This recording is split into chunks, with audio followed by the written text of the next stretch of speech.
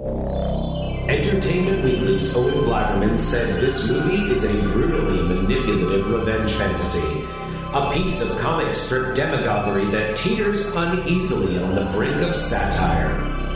New York Times critic Karen James observed that this film turns one man's slide toward madness into a wickedly mischievous, entertaining suspense thriller. And Hal Hinson of the Washington Post said that, unfortunately, it continues on through an uninspired series of cartoonishly brutal social insults, each one growing more lethal than the next, thereby justifying an increasingly lethal response. On this episode of Ruined Childhoods, we decide the fate of Falling Down.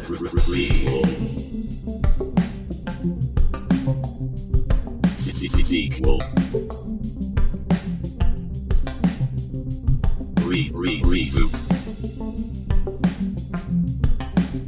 Which one will it be? It's the Ruined Childhoods podcast. Greetings, Starfighters! Hey, Dan.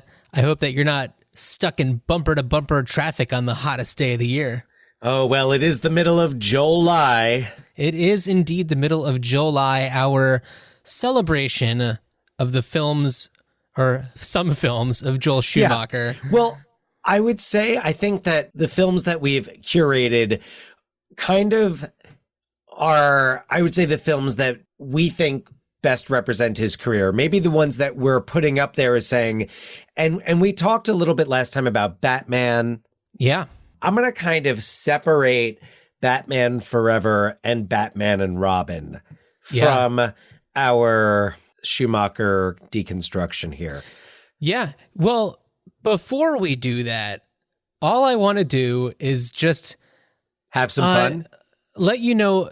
Sorry. I'm always having fun when I'm recording Ruined Childhoods. Shout out to Sheryl Crow. On behalf of Scott. On behalf of Scott. Scott definitely had a copy of Tuesday Night Music Club. Oh, okay. Scott's our brother Scott Sheryl Scott Crow fan of Scott's Pizza Tours. Big Sheryl Crow fan. Guest.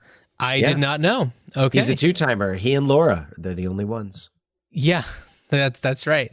Well, Laura is, spoiler alert, going to appear as a legal consultant on an upcoming episode. So that's look true. out for that. Yes, Laura. So will, while we're talking a little bit about Batman Forever, I want to, I have this vivid memory of pulling up to a Sam Goody, and the glass on the outside, the windows were covered in posters advertising the Batman Forever soundtrack, which definitely is one of those, like, say what you will about the movie Batman Forever.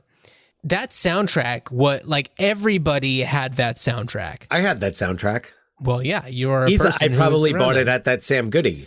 You were probably there with me when that happened. When that was happening, you were probably going so you could go buy that soundtrack. That's probably exactly what happened, because that would have been summer 1995. I would have just graduated high school. Yeah, I could tell you the first. You know what? Why not? We're not going to devote an episode to the Batman movies. So yeah, we saw Batman Forever. It was like opening night at New Park Cinemas in Roselle Park, New Jersey, where I saw so many things. And I remember it was like unclear where the line was.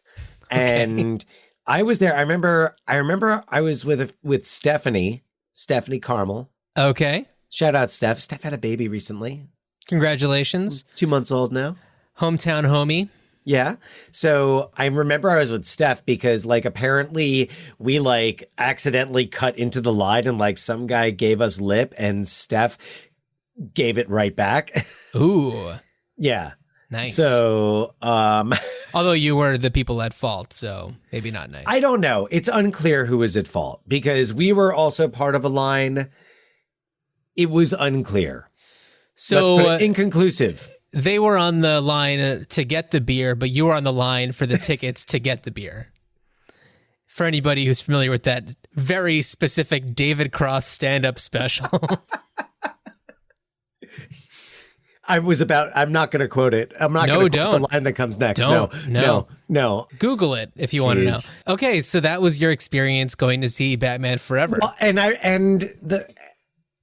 it was just, I remember looking forward to it. And more backstory here, because prior to that, in, I would say, December 1993. Okay. There was a casting call held in New York City. Okay. It may have been early January. I don't know. I don't remember. The only reason why I'm saying it's around then was because I'm pretty sure we went to go see Wayne's World 2 afterwards. It was me, Dave DeVito, the amazing Dave. Another hometown homie. By the way, just to put it out there, if anyone listening has small kids or maybe not that small kids, but kids who, whether you want to have some type of Zoom socially distanced birthday party or gathering, we did it for my daughter for her kindergarten class for their graduation. He does an online magic show. Oh, yeah? And I swear, he gets the kids engaged the way that they would be engaged in person. Wow. I was really curious to see what it was going to be. And, we watched some videos. I showed Chloe, my 6-year-old, some videos on his website, so she could kind of she was into she saw a couple of bits and she was like ready for them. But he did things like kids participated, like the whole, I don't want to give stuff away, but right, parts in a traditional magic show for ages. I think he said he starts around maybe 4 or 5 and goes up to, I don't know, 11. I don't know. I mean, you could Google it. However old you want to be. Google David Cross's stand-up and then Google Amazing Dave. David Cross's stand-up and then another Dave, the Amazing Dave, who was with me when we went to the casting call, and Tony Smith and Paul was probably there too, Paul Goncalves. Hometown homies. And shout out to them all. I don't think Dave Littman was with us though. Another hometown homie. There was a casting call. They were looking to cast a young unknown as Robin in the upcoming Batman sequel. And I remember we were all lined up. It was a cold day in Manhattan, and we just were lined up around the corner. And we were brought into this auditorium. Joel Schumacher, to the best of my knowledge, was not there, but we did meet Mally Finn, casting director Mally Finn. Okay. Who, if you've watched opening credits to movies that were made at any time in the last, 40 years, you've seen her name. So she spoke to us all about how they were looking to cast a young unknown as Robin. And we all of course got our hopes up. I was like, yeah, maybe they're looking for kind of out of shape, kind of smart alecky with a Michael Damian haircut Robin. As it turns out, they were not, nor were they looking for an unknown. No, they found their unknown when they were watching School Ties. Yeah. Absolutely. Yeah, Chris O'Donnell was a perfectly fine Robin. They were like, he is the least cowardly of them all. He will be our Robin. Yeah.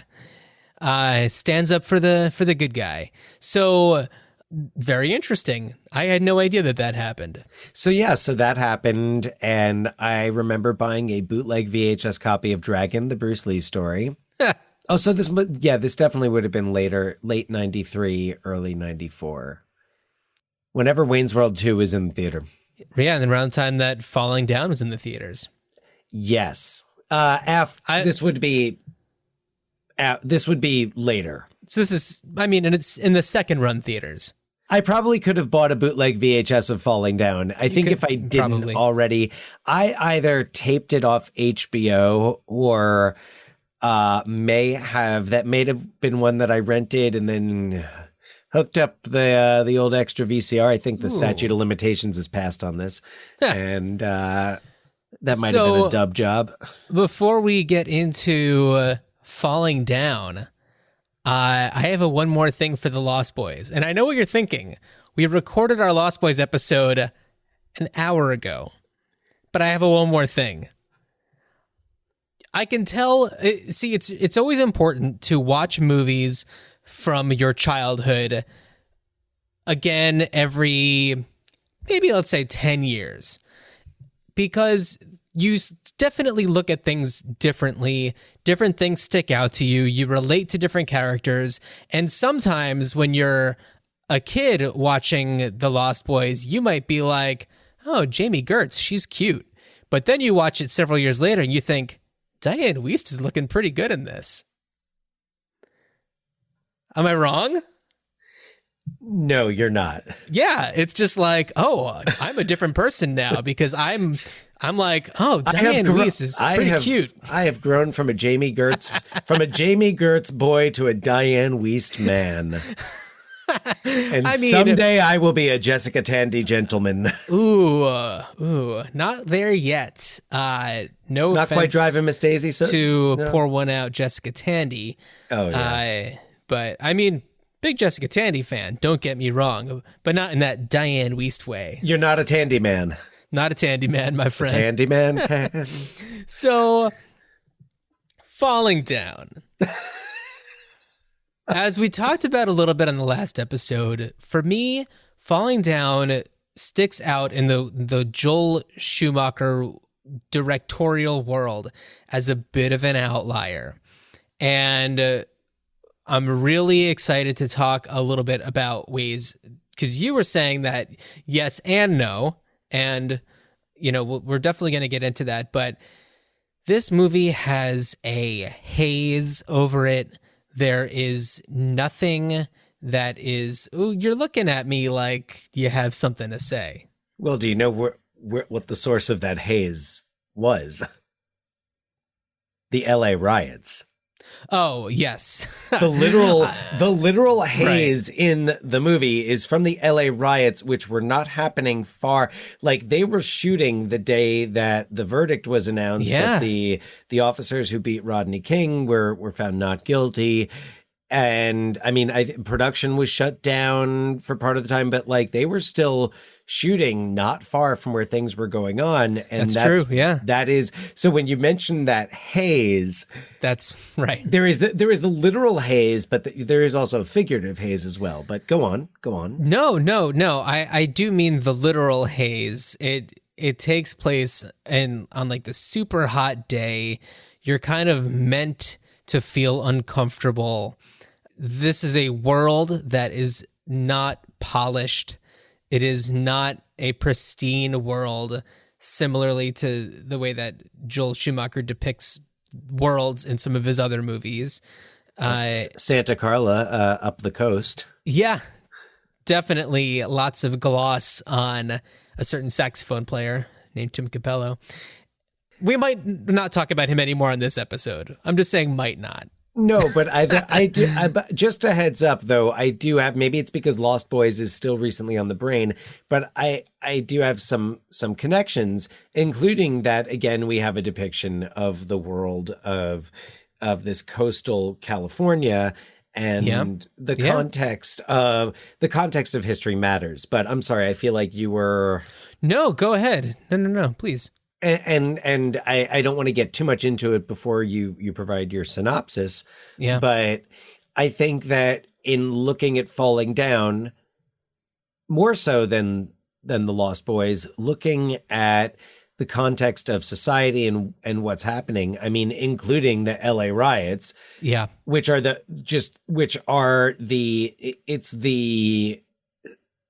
LA riots weren't just a spontaneous thing. I mean, that was pressure building.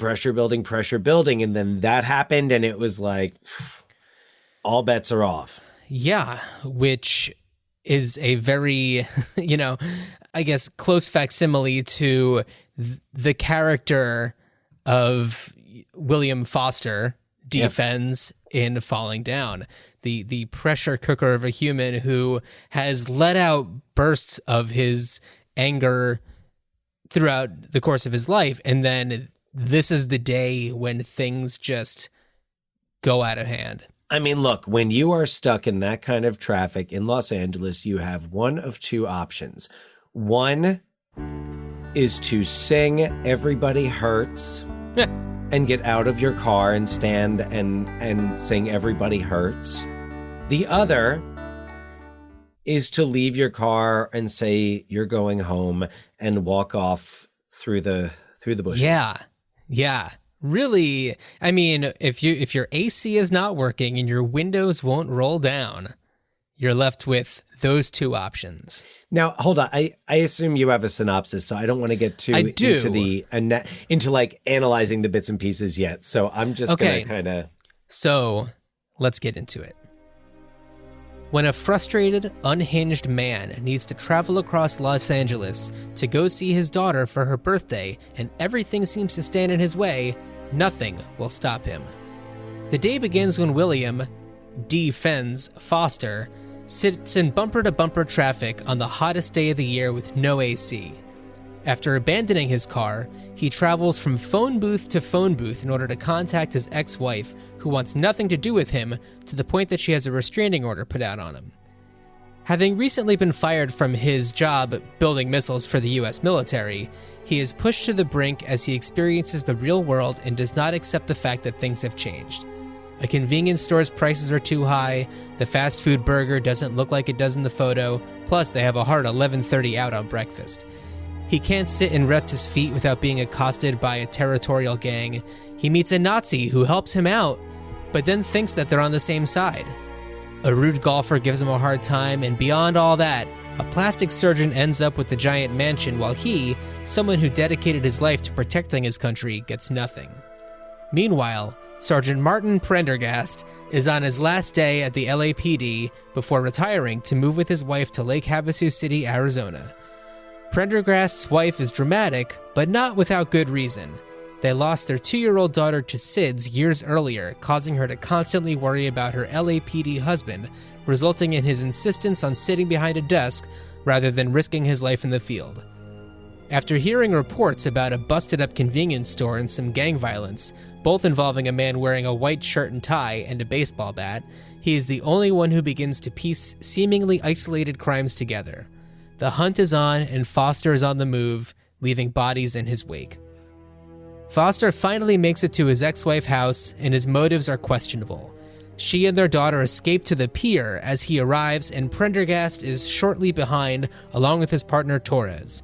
Foster ultimately realizes where they ran to and flees the house, but not before shooting Torres. Prendergast tracks him down to the pier where he finds Foster, his ex-wife, and their daughter. He de-escalates the situation, and they get his gun away from him. Foster knows his fate and tricks Prendergast into killing him.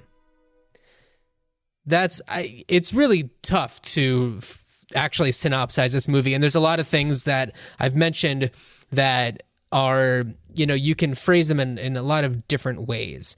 That's the plot. Yeah. There's a lot, and there's so much more to this movie than plot. And what's so not interesting, it was interesting but not surprising, was I was looking at reviews in, getting prepared, picking reviews for the intro. Yeah. And you look at different reviews from different times. You look at people who have written about it more recently, and you have a piece like April Wolf wrote about it in the Phoenix New Times back in 2017. April Wolf wrote about it and writes about it in the context of today's world of Fox News and, that white, quote unquote, white fragility. Yeah. And that, looking at this movie as that, like she writes, falling down is a Los Angeles a long way from La La Land. And what she says captures a lot of what I saw in the film watching it, yesterday. Mm-hmm. And where I haven't seen it in, at least 20 years. It's been a long time since I've watched this movie. Yeah, same here. And I totally have saw it differently. Yeah. So she writes, it's D-Fens' mother who spells out what the flat-topped, tight-lipped white Avenger can't bring himself to say, that he's a laid-off DoD contractor stiff who was previously, quote, defending the country from the communists, unquote. The Cold War had officially ended a year before Falling Down was filmed in 1991, and defense workers with few transferable skills had been laid off. Elsewhere, unions were declining. The Environmental Protection Act of 1990 was being scapegoated as the culprit of declining dirty energy jobs like coal mining, and AOL's 1991 internet rollout into the home computer market signaled a digital age that would leave many stubbornly analog folks behind. Huh. And then she goes on, she talks about how jobs were already going overseas before NAFTA, and that women and people of color were negatively affected by these changes a lot more. But then white men, for the first time in the post-war United States, white men were finding themselves destabilized, not guaranteed a place on top. And some were angry and looking for someone to blame. Yeah. Without knowing a lot of the specifics of history, I was kind of picking up on this. And then she really ties it together. She says, contributing to this feeling of victimization of a country being stolen was the death of the Fairness Doctrine in 1987. So the Fairness Doctrine, which in 1949 is FCC policy that demanded anyone holding a broadcast license air discussions of controversial issues in a, quote, honest, equitable, and balanced manner. Huh. So that goes out the window in 87. Rush Limbaugh goes national. And I'm just going to quote her here instead of... this makes a lot of sense. Rush Limbaugh went national in 88 and boomed in 91, sucking American dads into his black hole of hate and thinly veiled racism and sexism. Suddenly, white resentment was hugely profitable. In 1976, Travis Bickle was the fringe. In the 90s, he was going mainstream. And this is a excellent take for today. Now, if you look at the reviews from the early 90s, okay, most of the positive ones are either like, it's a darkly funny action thriller. So they're kind of like, oh, you missed the point. Or it's people saying, this is dangerous. This gets into weird territory and we're not sure what we're supposed to make of it. One of the few critics, I think, that kind of saw it coming. I'm sorry, John, go ahead. You have something. I was going to say, there's no good guy in this movie. Even Prendergast isn't a good guy. You're rooting for him to catch this guy who's going out on a rampage, but like, he's not a good cop in the eyes of his department. I mean, we see him doing good police work here, but he's also like not a good husband to a partner who is really struggling, and he's doing what she wants him to do begrudgingly, and ultimately like tells her off. And she, like I said in the synopsis, like she's going through a really difficult time. Her life was changed when their child died suddenly, and there's just completely unresolved emotional distress going on.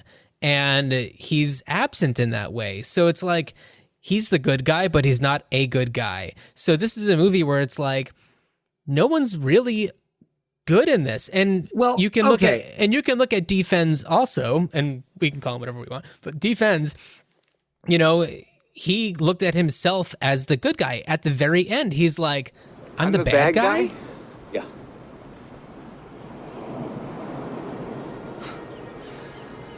How'd that happen?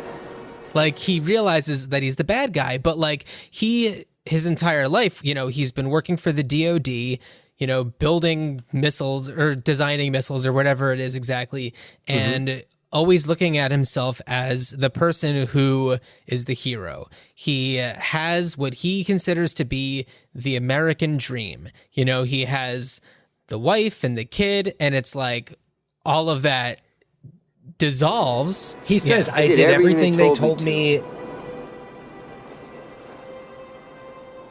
Did you know I build missiles? Yeah. I helped to protect America? You should be rewarded for that. Instead they give it to the plastic surgeon, they lied to me. Yes. Yeah, I mean, the things that he says throughout it, he says when he's in Mr. Lee's grocery towards the beginning, I'm standing up for my rights as a consumer. Yeah. He says that a lot. He talks about when Frederick Forrest, as the neo-Nazi shop owner, says to him, I'm with you, we're the same. And Foster says, I'm an American, you're a sick asshole. Mm-hmm. Now, we'll come back. I want to come back to that scene. Yeah. But because I want to stay on this train of thought right now. Here's where I have questions about the movie. Are the scenes where he is right? I mean, okay, inflation is a thing. So the rise of cost in a soda is frustrating, but I get it. Yes. But like when he actually kind of starts making a point about like golf courses. Right. And all due respect to golfers, but I think that this is where the movie is trying to play with the audience and make you question, like, I'm supposed to not be liking this guy. Why am I all of a sudden on his side?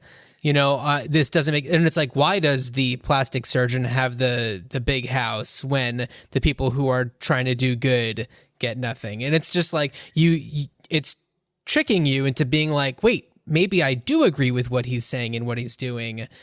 Or tricking you into showing that these extremist beliefs, it's kind of like when you kind of get people into, you know, a little bit this, and then all of a sudden you're like, oh wow, oh okay, so I've got some crazy views too, or some views that could be seen as extreme. But coming back to his wife, and I think it's good to discuss a lot of this in the way it relates to today, because ultimately we're going to talk about its place today and you know what should happen with it. So I think this is the kind of movie where a lot of that discussion, I think talking about where its place is today, and when you watch it today, what the read on it is. And with what I saw a lot of was viewing it from the lens of white privilege and looking at the inconveniences. And you were talking before in the intro about the windows not opening. And I wondered how much of that was real or how much was in his head. And it doesn't really matter ultimately, but there's all these conveniences, the traffic, he's impatient. He's trying to get to this house. Just real quick. You just said, you know, what's in his head. The movie starts out coming out from his mouth. The opening shot is like, you are coming out of his head. Yes. Yeah.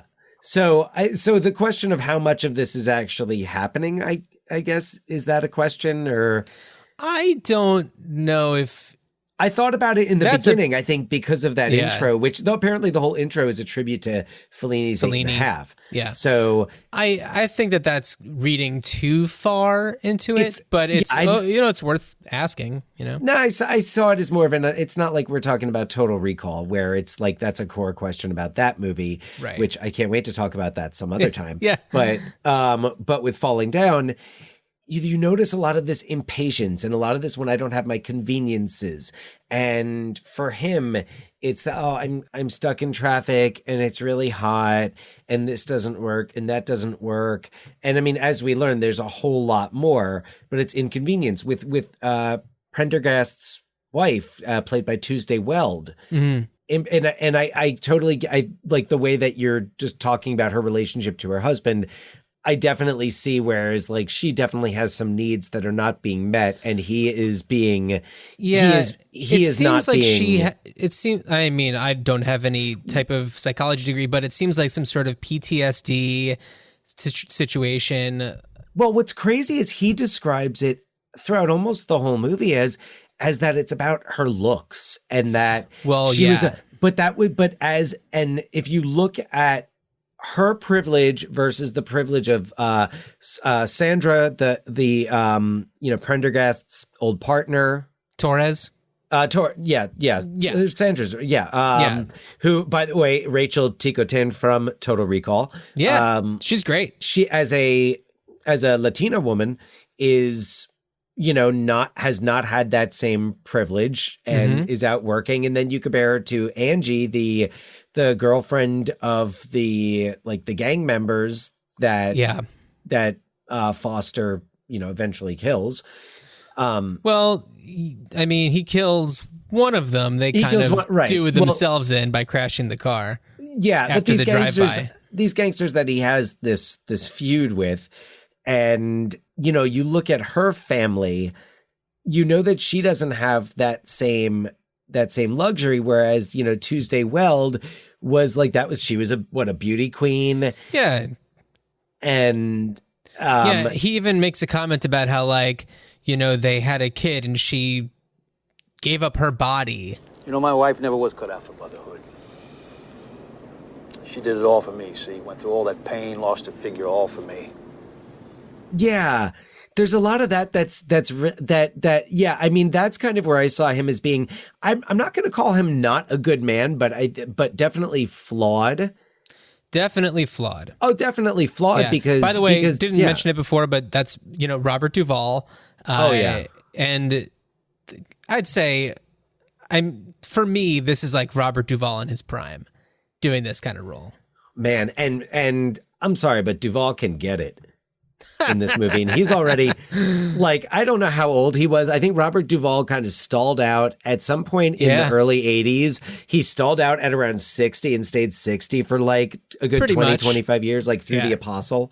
Yeah, no, Duvall's, it's how do you say what is Duvall's prime when you look at The Godfather and you look at but I'm not a Tender Godfather Mercies. guy.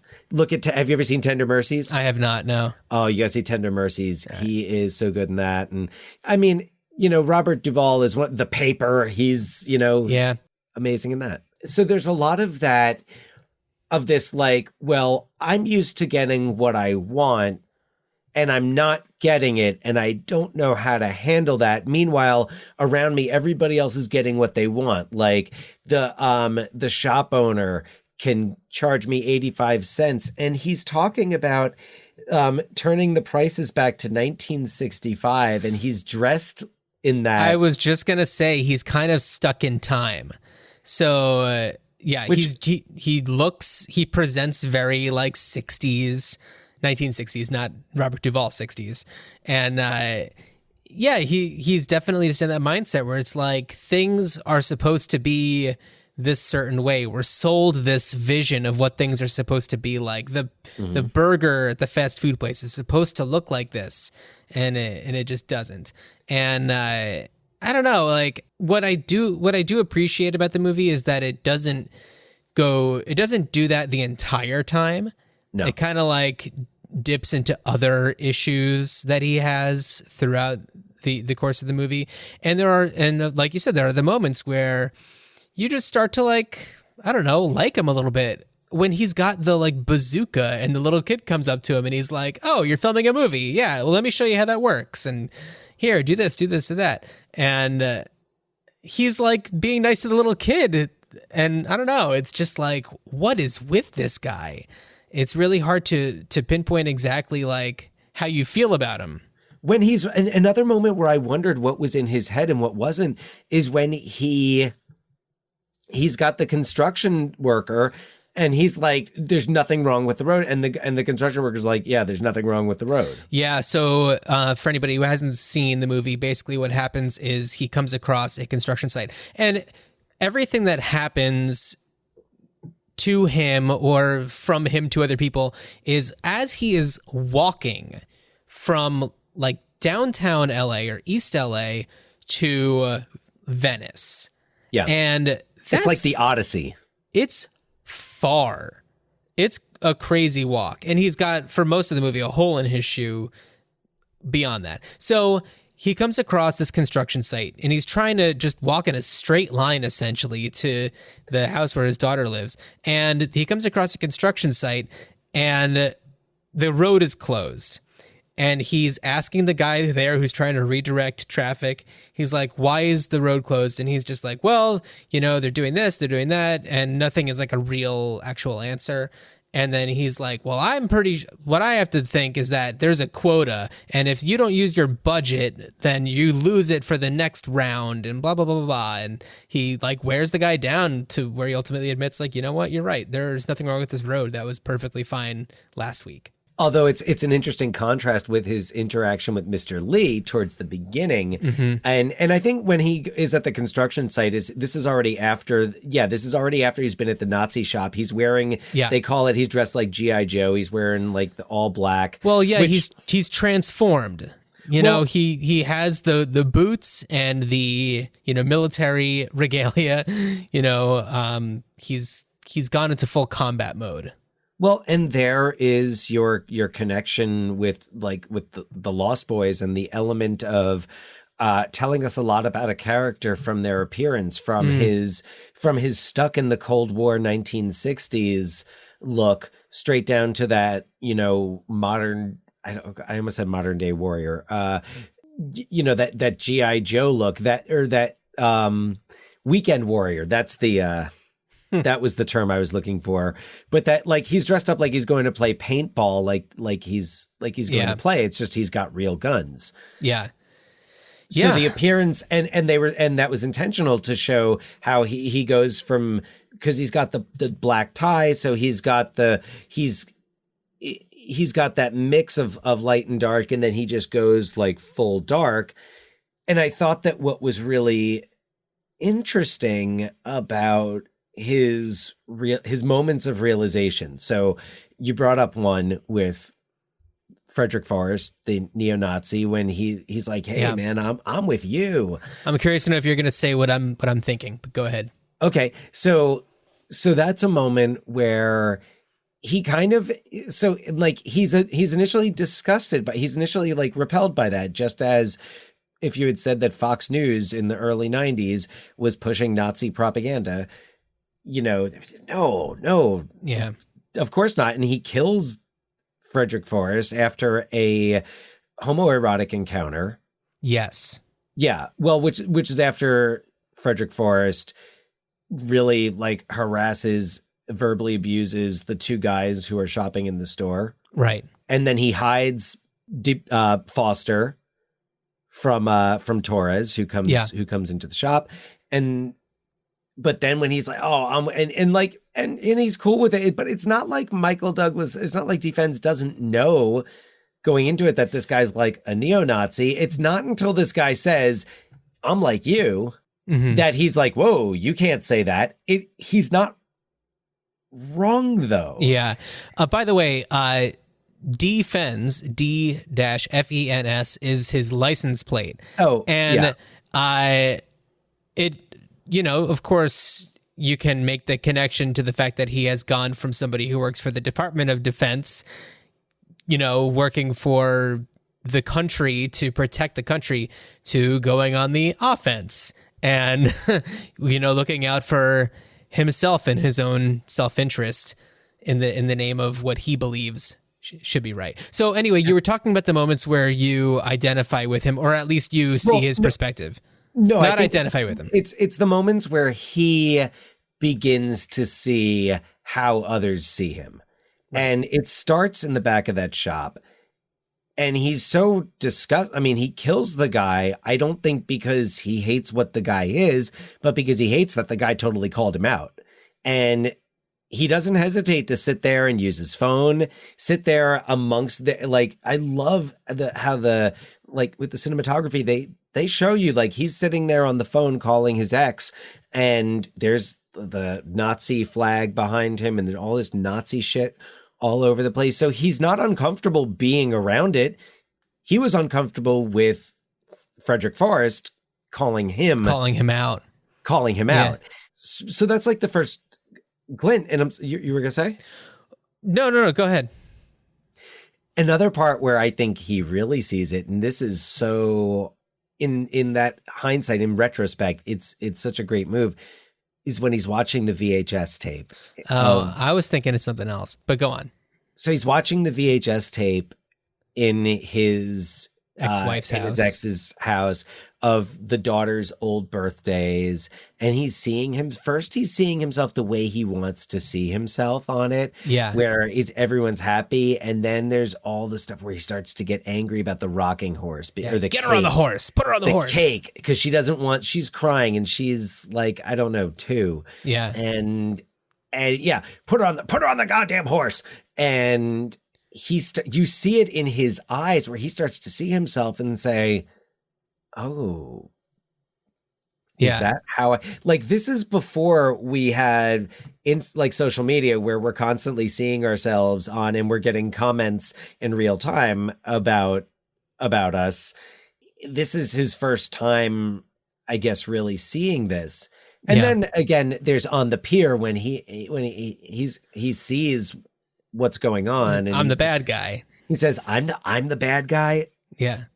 Yeah. What I was thinking is, there's a scene after he is on the golf course where what he does is he climbs a fence that has barbed wire on it. And that's where he ends up in the backyard of this plastic surgeon's mansion. And there's this family out sitting by the pool. And it's the pool guy who was given permission to have a barbecue with his family there while the doctor was out of town.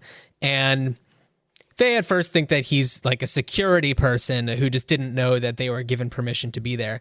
He's carrying a shotgun. He was carrying a shotgun. So once it's made clear what's going on, he's kind of like taking them hostage, and he's just kind of like sitting there with them and listening to the guy who's being a real like mensch and basically just being like, I will go with you. Like, you can leave my family. It's fine. And his D-Fenses are starting to come down.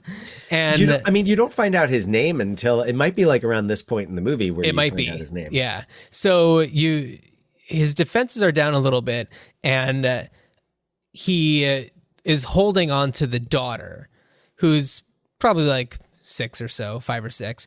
And his daughter's age. Exactly, yeah. And he's just like, oh my God, I'm so sorry. Am I hurting you? And then the father's like, oh, no, that's your blood. And it's like reality is starting to present itself to him. He kind of sees the image of the real family man. Yeah. Oh, yeah. Which is not. And so again, but what's interesting again is we have, as with the Lost Boys, this theme of the mainstream and what the mainstream is and how value and the changing of values in society. And whereas the Lost Boys kind of showed, what's there under the surface, under the boardwalk, if you will, Falling Down is showing kind of, I guess, that what else is out there and what's happening to the mainstream as the quote unquote other begins to, I always, when you make the pie analogy, just because everybody else is getting a bigger piece of pie does not mean your piece of pie is getting smaller. Yeah. It stays the same. They're just getting more than a crumb now. Yeah, totally. Like, their piece of pie still isn't as big as yours. You still have the biggest piece of pie. It's just not as big. Yeah. So I just want to talk about one of the things that bothered me about this movie. Has nothing to do with the themes in it or the writing so much as the fact that the LA geography it's just impossible, because you constantly see Prendergast like back at the station, and we have to assume that that's near East LA, like it's in East LA, like, or downtown LA somewhere, just because that's like where the guy from the convenience store goes. That's the precinct he goes to. And that's like around where the, the traffic jam happens, because we see Robert Duvall sitting in the traffic, that same traffic jam that D-Fens is in. He pushes the car out of the way. Yeah. And Venice is extremely far away.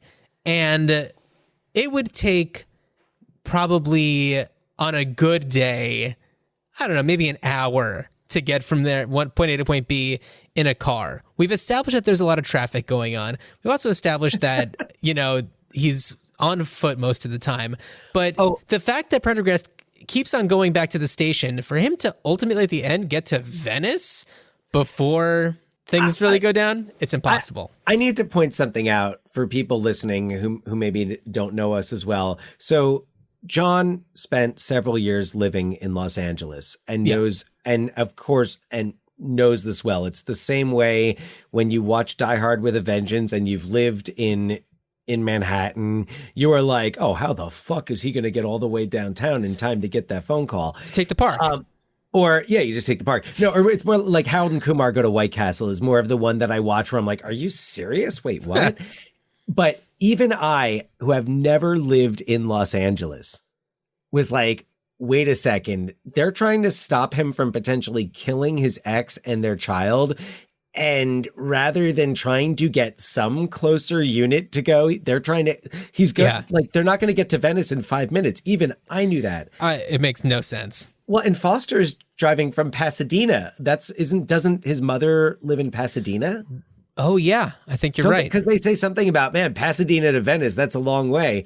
And it's that's not like a crazy long way. And they go to Pasadena. They talk to Lois Smith plays his mother. But totally with you on the LA geography. Yeah, no, that's just like one thing that bothered me. What I thought was interesting about this movie is that, I was wondering if it somehow inspired, a lot of the like violent video games like Grand Theft Auto. I mean, this is on foot, but like, you kill the person, then you pick up their weapons. And, it's right. Well, it's like he goes to the convenience store. Hey, there's a bat here. He takes the bat. He uses the bat to get the gang members. He grabs the, butterfly knife from them, which he eventually uses on. Is that what he uses on? On the Nazi. The Nazi? Yeah. Yeah. And then, the gang does the drive-by and they crash and they have a duffel bag filled with guns. Takes the duffel bag filled with guns. And it's, I don't know, just you wonder where the influence is. Yeah. Oh, I made this strange connection. Sorry, there was a line that all of a sudden made me think of Brick. And I wondered if Rian Johnson, it's when Foster's mother finds out that he's like lost his job and she says, where's he been eating his lunch? And I just think of that line that Joseph Gordon-Levitt has in Brick where they're like someone wants to talk to you and he's like, she knows where I eat my lunch. And cause it's got that like noirish tone to it. But I thought about, it's like, there's not really much connection between those characters. So oh man. Coincidence? I think so. Yeah, I think so too. Yeah. And I always appreciate movies that like take place in one day.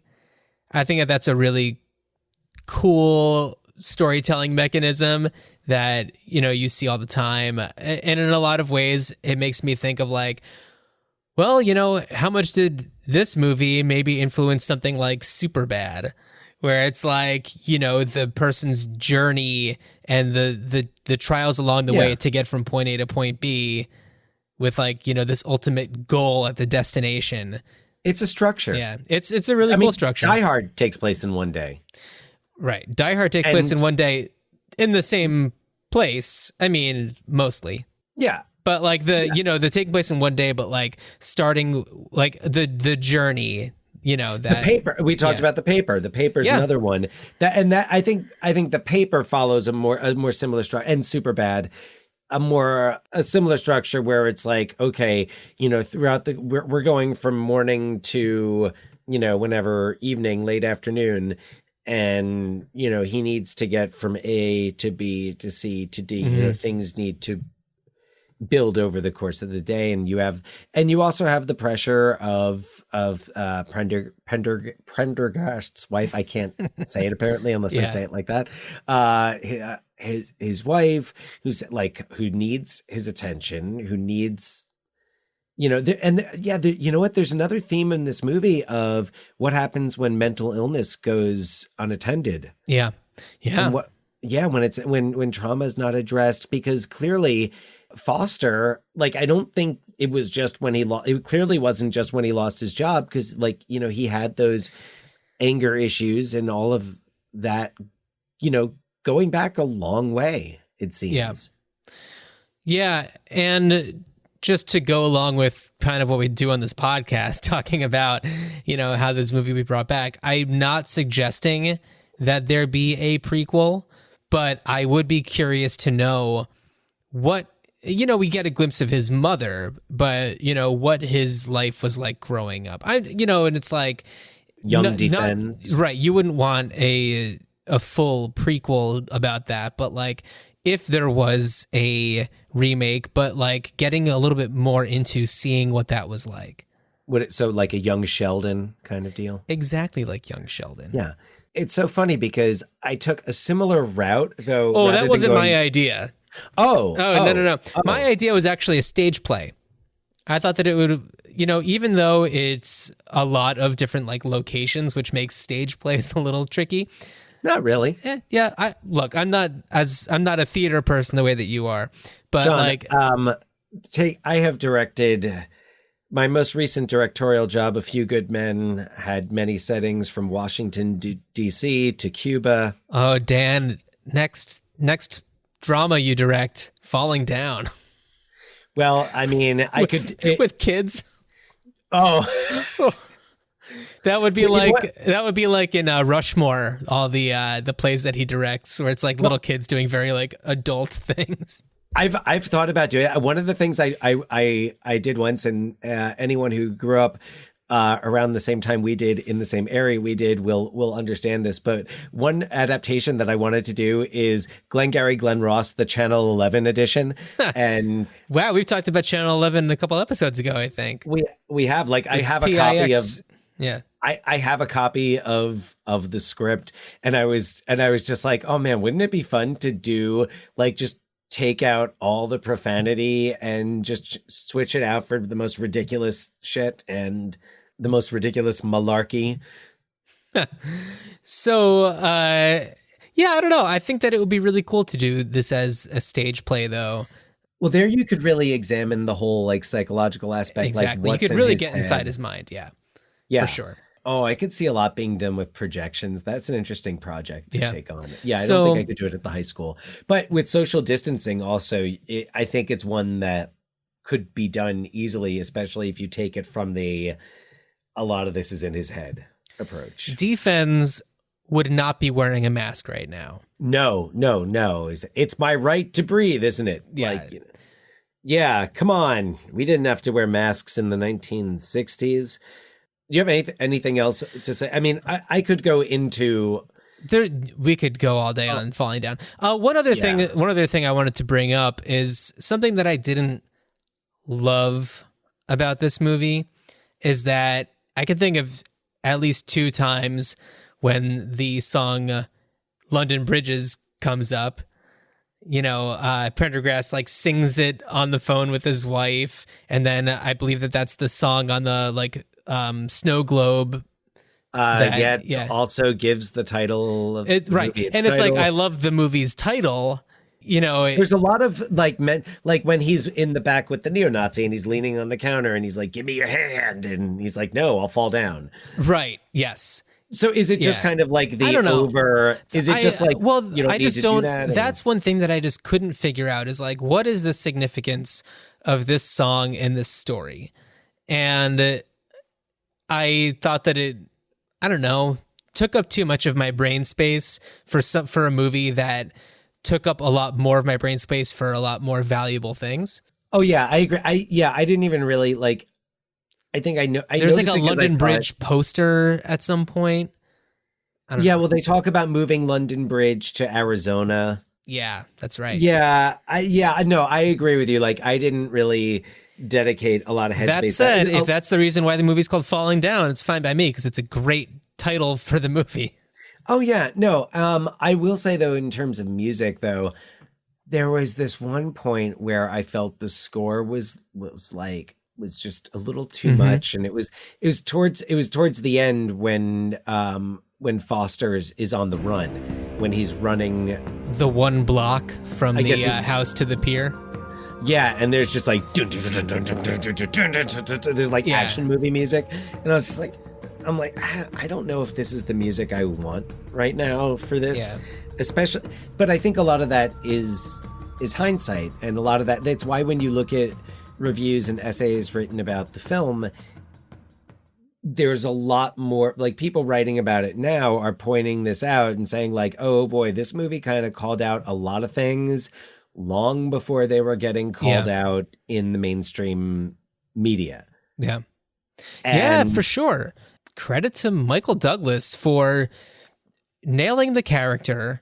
And I think that, I mean, I read somewhere that like the movie really wouldn't have been made had he not been part of it. No, I was just going to say that. No, it got shot down by every studio. And then he got the script and was like, this is the best thing I've ever seen. This is like his favorite of his performances. Yeah. And I don't think I disagree. I mean, I don't know if it's my favorite Michael Douglas movie. I think The Game might be my favorite Michael Douglas movie. Michael Douglas is great, and it's really hard to, there's almost a Michael Douglas movie for every occasion, because you're right, he's got the erotic thrillers of the early to mid 90s, like Basic Instinct and Disclosure. Yeah. And he's got the romantic adventure comedy, Romance in the which Stone. I don't love him in.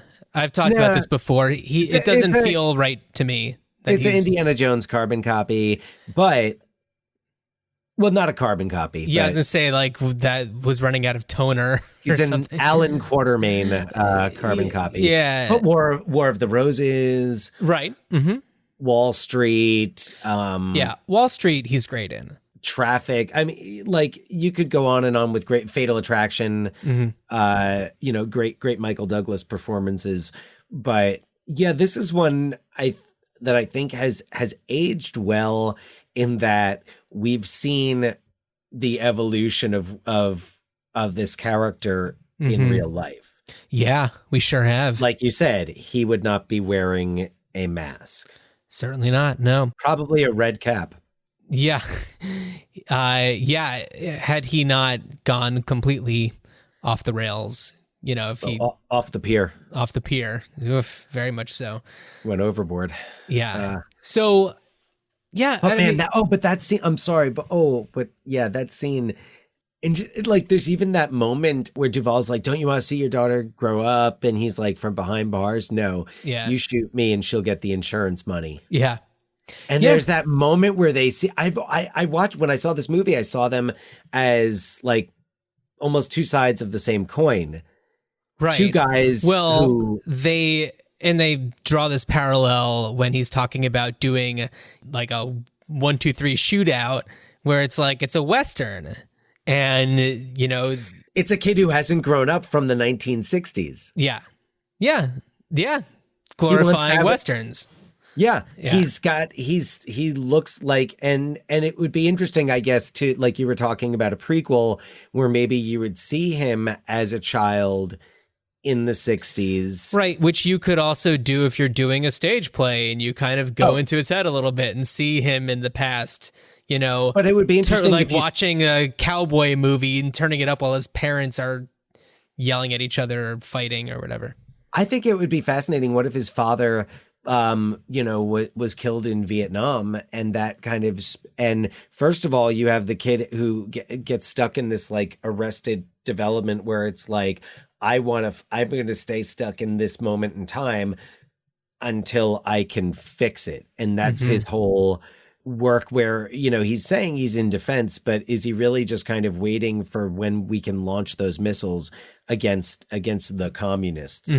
No, it's really interesting. And seeing him at the end where he is just like, he wants Prendergast to kill him. He's realized that he's the bad guy. He can see things from, a different perspective. He understands that he has no more life. He is a relic. He is done. And, he shouldn't be there anymore. And it is better for his family if he is dead, not just for insurance money, but because his wife fucking hates him, or his ex-wife. And, he's only been causing her, a lot of grief since they were together. And I wonder if that was in the original draft. I wonder because he does get this sympathetic ending where this decision is motivated by his daughter's welfare. And I have to wonder if that was something originally in there or if they were like, we can't kill Michael Douglas without making him at least a little bit likable, and the Whataburger scene isn't going to do it. Yeah, whatever that burger place was. Yeah. It's funny when I watched that scene where he kind of goes off on, because you kind of identify with him about the whole, like, the picture in the ad. Yeah. And although it's interesting because then there's the other parallel between the ad and the reality of the store that the Nazi makes. Oh, what does he say? He's like, on TV, you walk in and it's all nice and Oh, everything. yeah. And then you walk in, he drops a few N-bombs. Yeah. On TV, it's always nice-looking white kids. But when you go in there, it's nothing but a bunch of fucking niggers. And they'll spit on your food if you're not nice to them. I know all about it. I'm with you. So it's interesting, the two parallels between what you see on TV and what you get, and where Michael Douglas is concerned is kind of the inconvenience of, well, I wanted the big, thick burger and I got this. But Right. I was watching that scene, where I was going was I was watching that scene much more from the perspective of the casual diner, Oh, yeah. the bystander. Whereas The I feel kid like who raises his hand when he's like, what's wrong with this picture? yeah. That or the woman who throws up because he accidentally shoots the gun. Yeah. And has the gun aimed at her. So I'm seeing, like, in this day and age where we are much more aware of gun violence and things like that actually happening, I watch it much more from the perspective of, oh my God, I'd be so scared. Mhm. And I've now imagined what would happen in those circumstances. Whereas watching this, back in 1993, it was more of that. Yeah, that's right. No, man, fast food burgers never look as good as they do on the ads. And I hate when I can't get breakfast past 11:30. Yeah. Yeah. I mean, things change when you watch movies at different stages in your life. Sometimes you are a Jamie Gertz fan. Sometimes you are a Diane Wiest fan. It all changes throughout time. And right now, especially in this time, we think about things from the perspective of people who could encounter somebody walking into a place with a gun. We are living in a world where that is more real. And this, from the two of us, people who are, we're two white kids living in suburban New Jersey, this type of thing could have never happened, in our minds. And that's where I think a lot of the critics at the time, Roger Ebert being one of the major exceptions. Oh, yeah. I read Roger Ebert's review, and Roger Ebert was definitely, like, thinking forward with this movie. But I think a lot of critics wrote it off as being too absurd. And it's this, like, revengeist, like, Sam Peckinpah wannabe revenge fantasy, and you're supposed to like this guy. And watching it now with not just more maturity and being as you put it, more in the Wiest range than the Gertz range, you see it in a much different light as more of a, I don't know, an omen, a warning, a foreshadowing. And looking at this film, and I mean, it's impressive to me that someone like Roger Ebert kind of called it.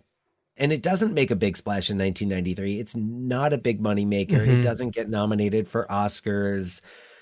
That surprises me a little bit. I don't Well, believe what else is going on that year? In 1993? Yeah, what were the big ones that year? What's Love Got to Do with It? Okay. The Piano was 1993. Schindler's List, The Fugitive. Okay. Okay. Yeah. It seems like this one could have had a chance to make it, I think, Oscar worthy, but, like, people weren't ready for it maybe. And that hurt it. And I also don't think, I think like we talked about on the last episode, Joel Schumacher was one of those directors who wasn't seen as a quote unquote Oscar bait director. Yeah. He was, making, he's the like, all right, we need a summer blockbuster. Who are you going to call? Yeah. Ivan Reitman, busy. Richard Donner, busy. Joel Schumacher. Not necessarily in that order, but that was, so I think that a movie like this, I mean, if you make this movie nowadays, well, look at Bobcat Goldthwait's God Bless America, which in many ways very similar. Is the 2010s version. Right, with the more relatable protagonist. His I mean, it's like a really, I haven't watched it recently, but I remember it being pretty graphic. But I thought it was brilliant. And One thing that we didn't talk about with Falling Down, or haven't gotten to yet, is one person who he encounters but has no interactions with, and that is the guy who's protesting outside the bank because they said that he was not financially viable. Not economically viable. Not economically viable. 7 years I banked in. You know what they told me to ask for a loan? A small loan. They told me that I was not economically viable. Hey, Dad. Yeah, I banked in for 7 years. 7 years. Excuse me, sir. Excuse me. How'd your loan work out? Did they give you a loan? He must be economically viable. There's a man with a smile on his face. He looks like a happy customer. That's what an economically viable person looks like. Economically viable. And who ultimately gets arrested. And it's like, this is the kind of thing that is so relevant today. I'm glad you brought that up. And it's one of those things that just happens in the movie. It doesn't happen to him. He doesn't happen to it, but it's something that he comes across. You know what, though? It's so fucking fascinating because... Well, this happens while he is buying a birthday present for his daughter. Yeah. Yeah, which he has a positive interaction with that shopkeeper because... whatever he wants is right there in front of him and he can get it very easily. This is a movie $3 where the price is totally fine. Exactly. So when he sees this guy and the guy drives and the guy just gets arrested for demonstrating, he's got a sign saying, not economically viable.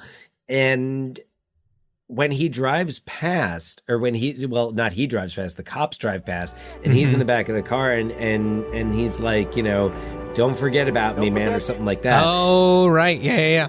And then that's what he's saying on the pier, is that he's not economically viable anymore. Foster. I didn't piece that together. It just, I knew that there was some sort of like influence coming from him into Foster, and it was such an interesting scene to me because that's a moment where Foster isn't involved in somebody else's murder or terror. So it's but he is that guy. He could be that guy, but that guy is in a worse position because that guy didn't have a defense job. That guy that guy was in much worse circumstances than Foster, who's whining and moaning. We talked about, white privilege and white fragility. And then he's saying like, oh, it could be worse. I could be that guy, which at the end, he kind of has that option. Yeah. Now it's interesting to me, and I know that it's almost time to wrap up, but he has a lot of these encounters that are pretty positive, that are all with Black people. He had like, that is, I'd say for him, like a moment of realization. And, that demonstrator is a Black person. When he's at the burger joint and he says, what about what can you tell me that what's wrong with this picture? It's like the little Black kid that raises his hand. When he's got the bazooka and he's like trying to figure out how to make it work, it's this like little Black kid who comes up to him and like shows him how to use it. So I find it very interesting that they're all helping him. They're all serving him. They're all helping him. They're all assisting him. That's he's having positive interactions with them because they're helping him. Yeah, that's true. They're working for him. I never thought about it that way. Make America great again. Right. Oh boy. Yeah. Anyway. So we talked a little bit about a hypothetical prequel idea, which is worth exploring. But you said that wasn't. You said stage play. Yeah, that could include elements of his past, which I think would be, I think, fascinating. Kind of add the prequel element into the stage play, and get into the more of the psychology. So kind of adapting it, not trying to do the movie on stage. Right. No. Adapting it. Kind of folding the backstory into it more to help give the context because, yeah. That would be really, it's another movie from around the same time that would be really interesting to do that with. A movie directed by Peter Weir called Fearless. Which one is that? Where Jeff Bridges is Bridges, right. He survives the plane crash and then just like has no fears whatsoever. That would be really interesting because that's very psychological too. Now you're talking about plane crash movies. I want to do Hero. Oh boy. Oh, wow. Yeah, that's kind of an unsung gem. Hero. So, okay. Noted. But back to Falling Down. So where I saw things going was flash forward to, present day to Foster's daughter, and who has, been dealing. It's in her DNA, and she has dealt with kind of the trauma, and because she doesn't know right away what's happened. She's had her birthday party, but now, I see it more of like a psychological drama where she's in counseling and she's like, I feel these urges, and I don't think it needs to be social commentary. I don't think it needs, I think it can just be more of a person struggling with their inner demons. And it could be about like being in social situations and, which of course we're not in right now. So I guess this would take place in a hopefully post-COVID world that looks like the pre-COVID world. We can just assume that that's what we're imagining. Yeah, but like imagine where like, she's at the supermarket and something's taking a really long time, like the cashier's taking a really long time because the woman's, it's, the woman's got all these coupons or whoever's in front of not the daughter. Is this an inner space? Yeah, that's kind of what I was picturing. But like, imagine she's like behind her and like she really starts to like, you see that she like is shaking, or that she has these violent fantasies and that she's trying to negotiate that she knows about her father and she remembers, and she can have that call back, and maybe she has these nightmares where she is her father on that day, and where she's heard all the stories of what's happened to him. So she has nightmares where she's the one in Lee's grocery. Well, she's probably got PTSD. Yeah. So, and before we go though, I do, speaking of that last scene on the pier, I need to give a shout out to the unsung hero of that scene, who I wish it was Tim Capella, but it's not Tim Capella, saxophonist extraordinaire from the Lost Boys. So in that, where you have the crowd gathered on the right, there is a dude standing on the pier with this like long feathered, like Ultimate Warrior style hair. And he's the hot pink thong. He's wearing like a hot pink thong. Is this on the pier itself, or as Pendergast is like running onto the pier? Oh, because I noticed a lot of interesting characters who are like at the it's where edge the cops have it blocked off. Yeah, where the cops have it blocked. He's I noticed standing those like people right on the right side. And he's wearing nothing else, but he's got this hot pink thong and this feather, like he's in like a hair metal video, or like I said, Ultimate Warrior. Yeah, we'll have to share that on Instagram. There's a whole lot of Instagram that needs to happen. But and I was thinking, I was like Aubrey Plaza as the daughter, as Adele. Yeah, Aubrey, she'd be great. Because I think she's got that dramatic performance, and I didn't see the remake of Child's Play, but I think she's great. That'd be awesome. Among other great actresses, but she was like the first who came to mind Yeah, and by the way, we haven't mentioned her yet, but shout out to Barbara Hershey, who gives a fantastic performance as Foster's ex-wife, Elizabeth. She's very good.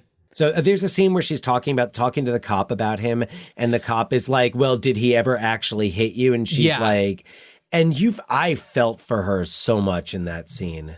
Oh, Man. Absolutely. Yeah. So throughout the course of the movie, she has a patrol car there because she's afraid that he's going to show up. And they have this rule where it's like they can't send somebody out more than like 3 times on the same day. And of course, they use up the 3 times. And yeah, she says, like, did he ever actually act on anything? And it's like, that is why all of this stuff keeps on happening, is because people have to believe the victim. People need to have the evidence, the physical evidence, or, there needs to be something physical that happens. She should have shown him that tape with the rocking horse and been like, watch this, and you tell me I didn't do the right thing. Yeah, totally. Yeah. Now, if only our... did we talk about? No, this is the last episode we talked about our summer of '87 home video. If only, like, in the background of one of the shots on, like, the pier, there was, Michael Douglas and his family. I'm like shouting about a rocking horse. Is there video from when I remember we did go to Venice? Yeah, now I have to watch it back and see if there's anybody who looks like Michael Douglas. Well, that would have been. Down. Yeah, no, that would have also been in a fictional world, and it would have been a few years too early. That's well, let's see, 87. That would have probably been around the same, because if we're talking about like her second birthday, and if she's turning like 6 or so. Oh, I'm sorry. You know what? I was thinking of the end. But no. I was talking about his home video. with the ice cream or whatever. Yeah. Got it. Anyway. Now I'm with you. So. Yeah. Well, why don't we talk about what we're going to do in our next episode? So we are July. As we continue through July, we revisit Joel Schumacher's frequent collaborator, Kiefer Sutherland, taking the lead in Kiefer. That was the last episode that we talked about that. But speaking of and one of those qualities of Joel Schumacher movies that this movie bucks that trend. This is where this movie, where Falling Down is an outlier, is that the exploration of youth and really taking the perspective of young people in this, and in our next episode, medical students experimenting with life and death. So it is Kiefer Sutherland, Julia Roberts, Kevin Bacon, William Baldwin, Oliver Platt, and Oliver Platt. Early Oliver Platt in Joel Schumacher's 1990 hit Flatliner. I'm excited. I almost said Flatliner like it was one. Flatliners. Yeah. So Flatliners, plural. If you haven't seen it, check it out. Meanwhile, let us know what your Joel Schumacher favorites are. Maybe you're a Phantom of the Opera fan. Maybe you love the Number 23. Those are movies that we're probably not going to talk about as much. Right. Yeah. So email us at ruinedchildhoodspod@gmail.com. Follow us on Instagram at ruinedchildhoodspod. Yeah. And John, any final? Yeah. As you're going from East LA to Venice on foot, I wish you a good journey. Yes. Good journey.